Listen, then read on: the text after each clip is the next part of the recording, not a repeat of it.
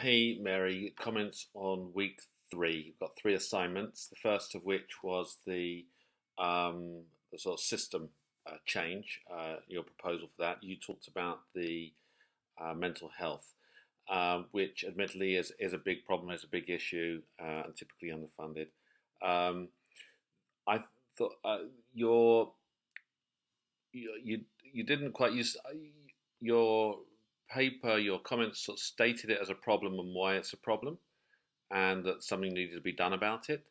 Um, but I didn't really get a sense that here is sort of um, a new equilibrium, a new way. You know, this is how it will be if such and such happens, and how we might get to that point. So I was looking like how might you disrupt the status quo, change the system to come to some kind of new equilibrium, new position where incentives have changed, behaviors have changed, um, or knowledge has increased to create something new and different.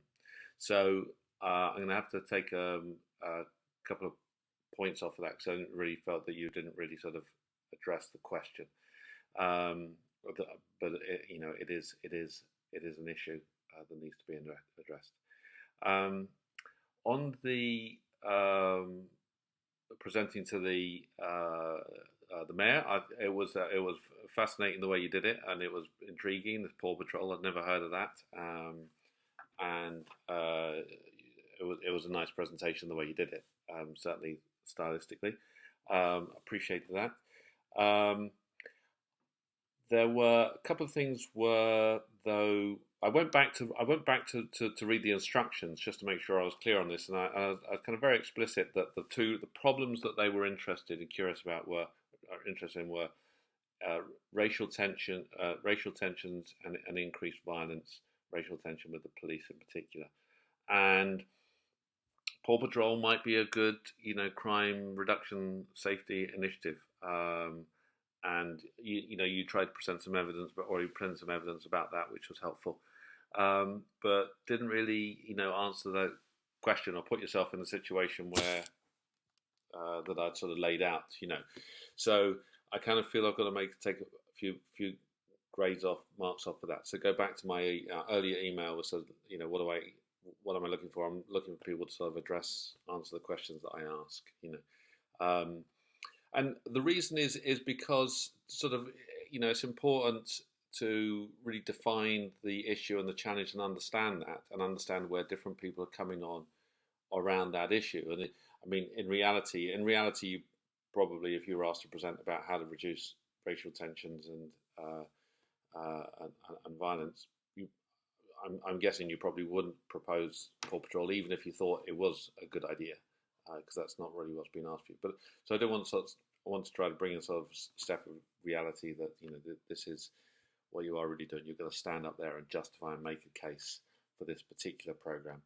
Obviously, you don't have the time um, that you would have in real life. So, um, and some points off of that. On your Kogo Heart program, that was interesting. That was an expansion of kind of what I'd read before, so that was interesting. Um, I appreciate that you sort of added some evidence about the role of uh, animals in a classroom. So it's nice to see you kind of going outside, and using evidence to sort of back things up. Um, the Again, I'd just go back when you're answering questions, go back to kind of what I ask and write, and then sort of try to sort of reach it in that format. My question was about why did they choose this particular problem, this particular approach and program, and you talked about where it came from, and it seemed to me that it didn't come from here's a problem, here's an issue we've got to resolve. It was more kind of come out of the belief system of the founder. Um, that's an interesting dynamic there between an interesting question, which is what's actually the non-profit, um, non-profits actually what are they there for, right? Because in one sense, we think ideally that they are there to there's a problem that needs to be addressed and we're going to address it. In reality, what you find is that someone actually feels something and wants to do something, and they sort of go ahead and do it. And sometimes, in extreme cases, actually the non-profit becomes about them and their need and their mission and about them, not about the problem that they're trying to address. So my experience is that there's always an element of both in these. A lot of non-profits, and some non-profits are more heavily on one side than the other. Um, when the non-profit is sort of about an original founder and their initiative, it can create issues down the road when you're trying to assess it, which is actually, are you really trying to bring about some, really trying to solve a problem or not, or is this about you trying to express yourself? So that's just something to sort of be aware of. That dynamic is sort of part of the reality of non-profit organisations. Um, this course takes us down the road of, here's a good way to do this is the sort of plan, do, check, act cycle. But I recognise that that's not always how the world works, and we will be looking at this in more detail in the last week. On the theory of change, so good. You kind of laid out all the inputs in a very nice way.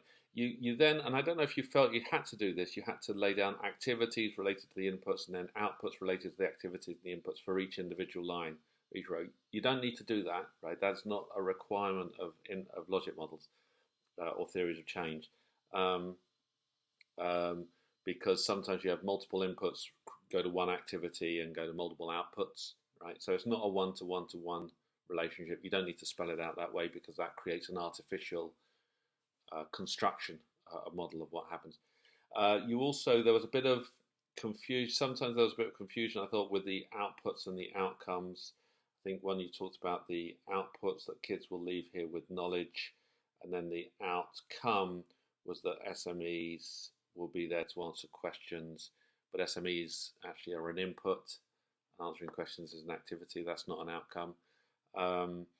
So the distinction between an output and an outcome is typically, is an output is the sort of last thing that sort of happens, I guess, the end result of some kind of activity, which is within the management control, within the person, whoever is controlling the delivery, whether it's a training program, whether it's an education program, whether it's a